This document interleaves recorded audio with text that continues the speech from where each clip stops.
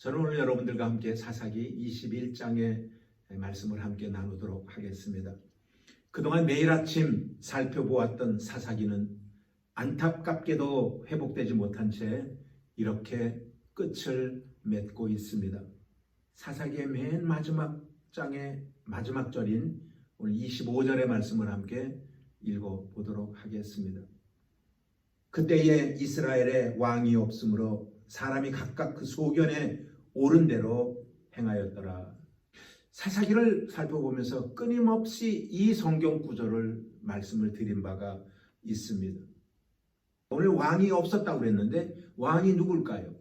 분명한 것은 하나님이 그들의 왕일 것입니다. 그런데 왕이 없다라는 말은 하나님이 가르친 대로 그들의 삶을 살지 않았다라는 거예요. 그들이 하나님이 원하는 대로 살지 않았다라는 말인 것입니다. 바로 그것이 자기 소견대로, 자기 마음대로, 자기 생각대로 모든 삶을 살아왔다라는 것으로 결론을 내릴 수가 있는 것입니다. 그렇다면 오늘 이 마지막 장에서 오늘 여러분들과 함께 살펴보고자 원하는 건 뭐냐면은 자기 마음대로의 신앙은 과연 그러면 어떤 신앙일까? 그 첫 번째는 뭐냐면은 말씀대로가 아니라 감정대로 살았다라는 거예요. 우리는 하나님의 말씀대로 살아야 할 존재들입니다. 그런데 하나님의 말씀대로 살지 아니하고 자기의 감정대로 삶을 살았다라는 거예요. 사사기 20장에 있었던 내전으로 말미암아 전쟁은 종식됐지만 엄청난 그들에게는 데미지를 가져오게 되었습니다. 베냐민 지파가 전쟁에 패하면서 광야로 도망간 사람들이 600명이라고 했습니다.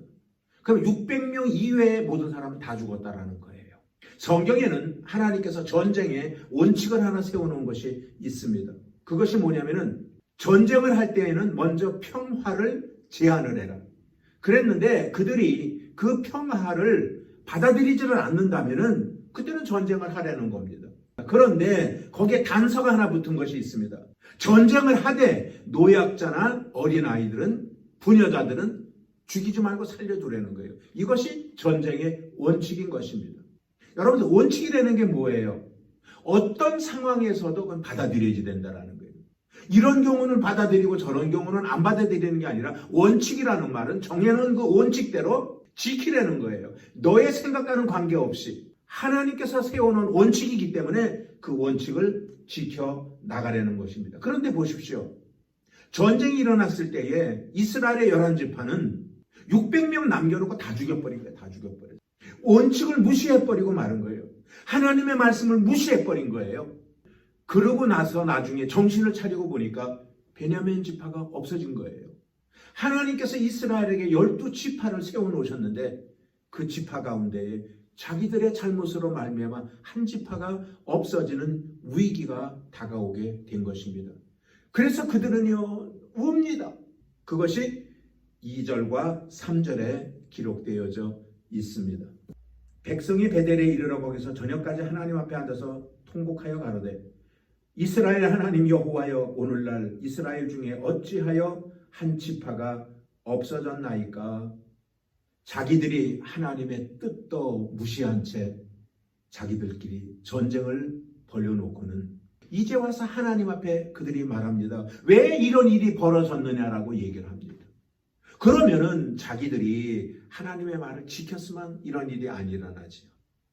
전쟁하기 전에 그들이 왜 전쟁을 해야 되는지를 한번 생각했었다면은 이런 일이 일어나지 않지요. 자기 소견대로 자기 계획대로 자기 마음대로 전쟁을 해놓고는 이제 와서 모든 전쟁의 결과를 하나님 앞에 원망하고 있는 모습인 것입니다. 그래요. 이 자기 마음대로의 특징은 뭐냐면은 그 안에는 하나님의 말씀이 없다라는 거예요.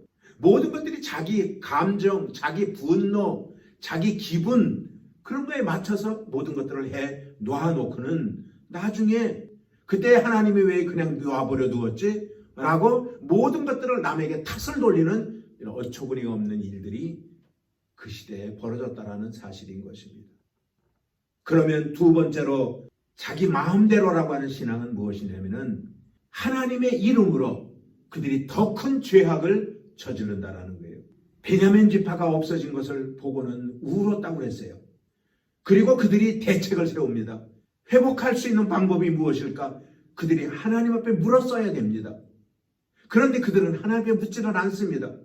여전히 자기의 마음대로, 자기의 소견대로 그 베냐민 지파를 회복할 수 있는 방법을 그들이 머리를 짜내서 강구를 한 것이 무엇이냐면은 남은 600명의 베냐민 사람들을 장가를 보내서 다시 베냐민 지파를 만들겠다라고 하는 생각을 그들이 지금 갖고 있는 것입니다.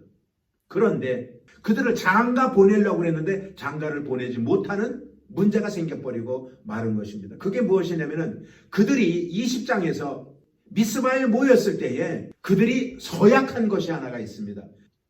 1절입니다.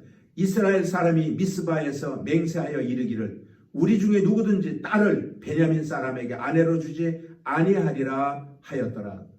전쟁하기 전에 그들끼리 약속한 것이 있어요. 베냐민 지파는 용서할 수가 없어. 그러니 우리의 딸들을 베냐민 지파에게 우린 절대 주면 안 돼. 그래서 그들이 그것을 약속을 했다라는 거예요. 자기들 입에서 내뱉어놓은 것이 있으니 이걸 어떻게 할 방법이 없는 거예요. 그렇다면 한 가지 길이 있을 것입니다. 하나님, 우리가 그때 너무 감정에 치우쳐서 잘못했어요. 우리가 너무 어리석었어요. 하나님 한 번만 용서해 주시고요. 베냐민을 살려야 되잖아요. 그래 하나님 용서해 주세요. 그랬으면 아마 됐을 것입니다. 그런데 그건 또 못하는 거예요. 왜? 자기 자존심이 있는 거예요. 이게 자기 의인 것입니다. 여러분들 자기 소견대로 살아가는 사람들은 자기의 의의가 대단히 강합니다. 왜? 자기가 주인이기 때문에, 자기 마음대로 해야 되기 때문에, 자기 뜻대로 모든 것들을 이루어 나가야 되기 때문에 이것마저도 하나님 앞에 용서를 구하지 못하고 다른 방법으로 이걸 또 모면하려고 애쓰고 하는 모습을 오늘 성경 속에서도 발견할 수가 있는 것입니다. 그래서 그들이 찾아낸 방법이 무엇이냐면은 그때 미스바에 모였을 때에 안 온 사람들이 누구냐? 그 사람들을 찾아내자. 그리고 너희들 때문에 이렇게 됐다라고 그들에게 모든 것들을 다 덤태기를 뒤집어 씌우자라고 생각들을 합니다. 그래서 확인을 해보니까 요단강 동편에 길르앗 야베스 사람들이 그 당시에 참석을 하지를 않은 것입니다. 8절을 한번 보겠습니다. 또 가로대 이스라엘 지파 중 미스바에 올라와서 여호와께 이르지 아니한 자가 누구냐 하고 본즉 야베스 길르앗에서는 한 사람도 진에 이르러 총에 참여치 아니하였으니 그래서 그들을 다 잡아다가 다 죽여도 버립니다. 그리고 길르앗 야베스에 사는 처녀들을 데려다가 이 베냐민 사람들하고 결혼을 시켜버리는 거예요. 사랑하는 여러분, 중대한 죄지요. 죄가 죄를 낳고 또 죄가 죄를 덮어버리고 하는 그러한 일들을 그들은 자행했던 것입니다. 베냐민 사람들만 죽인 것만 해도 큰 죄인데 이제 다른 형제인 길르앗 야베스 사람들마저도 집단적으로 학살을 하는 이러한 중대한 죄를 범할 수가 있겠습니까? 그곳에 사는 처녀들이 무슨 죄가 있다고 그들을 끌어다가 강제로 결혼을 시킵니까? 이 모든 것들이 하나님의 이름으로 그들이 더 큰 죄악을 범하고 있었다라는 것입니다. 바로 이것이 자기 소견대로 삶을 살아가는 사람들의 특징적인 모습인 것입니다. 그러면 세 번째로 자기 소견대로 삶을 살아가는 신앙의 사람들을 보게 되면은 성소가 죄악의 본고지가 되어 버렸다라는 거예요. 길르앗 야베스 사람들하고 결혼을 했는데 200명이 부족한 거예요. 200명이. 매 싸웠던 문제가 있을 때마다 하나님 앞에 물어보고 하나님 나머지 200명은 또 어떡할까요? 라고 하면은 얼마나 좋았겠어요. 그들이 방안을 간구해낸 것이 무엇이냐면은 매년 언약궤가 있는 실로에 많은 사람들이 찾아와서 거기서 예배를 드립니다. 그때 처녀들이 와서 찬양도 하고 춤도 추고 그리고 하나님 앞에 영광 돌리고 그런단 말이에요. 그때에 그러면 그 여자들을 잡아다가 강제로 결혼을 시키자. 나머지 200명은 그렇게 해서 해결을 하자. 그들 나름대로 그렇게 모의를 한 것입니다. 20절과 21절의 말씀을 한번 읽어보겠습니다. 베냐민 자손에게 명하여 가로되 가서 포도원에 숨어 있다가 실로의 여자들이 춤추러 나오거든 너희는 포도원에서 나와서 실로의 딸 중에서 각각 그 아내로 들어가지고 베냐민 땅으로 돌아가라. 하나님의 몸된 전에 예배를 드리는 자리에서 인신매매가 생기는 거예요. 잡아다가 강제로 끌고 가려는 거예요. 그러면은 부모들이 항의를 할 것 아니겠어요? 그러면 어떻게 하느냐? 그들이 그것까지 대책을 세워놓습니다. 그 대책은 뭐냐? 우리가 책임질 테니까, 그 뒤처리는 우리가 할 테니까 걱정하지 말고 데리고 가려는 거예요. 세상에 어떻게 이런 일들이 일어날 수가 있습니까? 어떻게 성전에서 이런 일들이 일어날 수가 있습니까? 여러분들 신약에 보게 되면 예수님께서 예루살렘 성에 들어가셨을 때에 거기 기득권을 가지고 있었던 사람들, 그 사람들이 성전에서 비둘기를 팔고 성전에서 돈을 바꾸고 하는 행위를 했다고 그랬습니다. 흡사한 것입니다.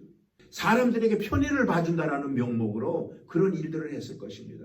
그러나 그건 하나님이 기뻐하는 일이 아닌 것입니다. 그래서 예수님은 그들을 채찍으로 내어 쫓았다라고 그랬잖아요. 성소는 제사를 드리고 죄를 씻는 곳인데 변질시켰다라는 것입니다. 사랑하는 여러분, 그러기 때문에 절대로 안 됩니다. 내 마음대로의 신앙은 하나님이 기뻐하는 신앙이 아닙니다. 우리는 하나님의 뜻대로, 하나님이 원하시는 대로 우리는 신앙생활을 해야 되는 것입니다. 저는 오늘 이 시간 여러분들과 이제 사사기를 결론을 지면서 마치고자 합니다. 그래서 25절의 말씀을 다시 한번 읽고 마치도록 하겠습니다. 그때에 이스라엘에 왕이 없으므로 사람이 각기 자기의 소견에 오른 대로 행하였더라 그랬습니다. 하나님이 왕이면 하나님의 말씀대로 살아야 됩니다. 하나님이 왕이면 하나님이 시키는 대로 살았어야 됩니다. 그러나 이스라엘은 그렇게 살지 않았습니다. 영적인 지도자였던 레위인들마저도 그렇게 삶을 살지 못했습니다. 영적인 일에 어두웠고 세상 일에 눈이 밝아진 모습으로 삶을 그들은 살아왔습니다. 이스라엘 12지파가 가나안 땅에 들어가서 해야 할 일은 거기 살고 있는 가나안 족속들을 멸절시켜야 되는 일인데 그들은 오히려 자기 동족을 멸절시키는 일에 가담하고 말았던 것입니다. 그렇습니다. 내 마음의 신앙은 하나님의 중심 신앙이 아닙니다. 그건 자기 중심입니다. 자기가 주인입니다. 그리고 삶을 살아가니까 그 시대는 어두운 시대가 다가올 수밖에 없었던 것입니다.